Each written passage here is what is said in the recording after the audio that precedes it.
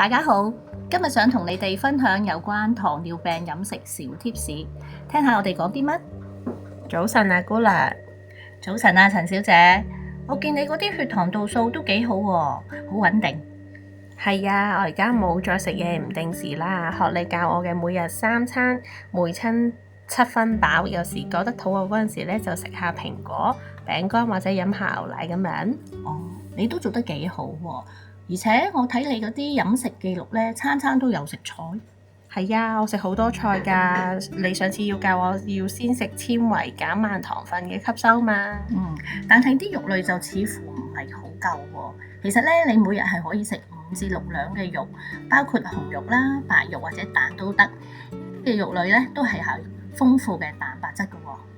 因為你教我要少鹽、少油、少糖，所以咧啲肉煮完之後咧都好清淡，唔係咁好食啊。雖然係少油、少糖、少鹽啫，但係咧你係可以加一啲天然嘅調味香料㗎，例如薑、葱、蒜頭，呢啲都可以增加食物嘅鮮味，會好味啲㗎。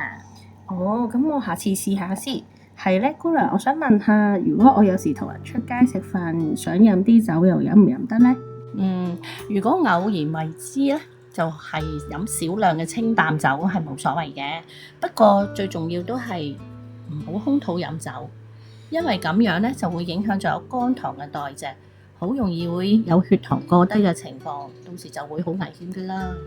咁我又應該好少出現低血糖嘅，係反而咧有時咧篤手指個空腹血糖咧會高咗啲，而我發現咧呢個情況通常咧都係早一晚又飲湯㗎。我想問下，其實飲湯係咪都係會影響個血糖呢？咁你多數飲啲咩湯？呢排媽媽都係煲粉葛赤小豆紅蘿蔔豬骨湯同埋番茄薯仔瘦肉湯。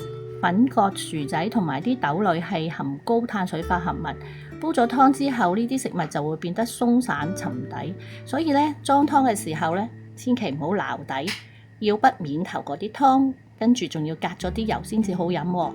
如果唔係咧，你就會將啲澱粉質啊、湯油啊咁一齊咧就飲咗落個肚嗰度，所以咧就會影響咗你第二朝早嘅空腹血糖偏高㗎啦。哦，原來係咁，真係唔講唔知啊！我今日又學到新嘢啦，唔該晒。除咗以上嘅糖尿病飲食小貼士之外，如果想知更多健康資訊，歡迎你哋瀏覽我哋嘅網站或者聯絡我哋啊！再見。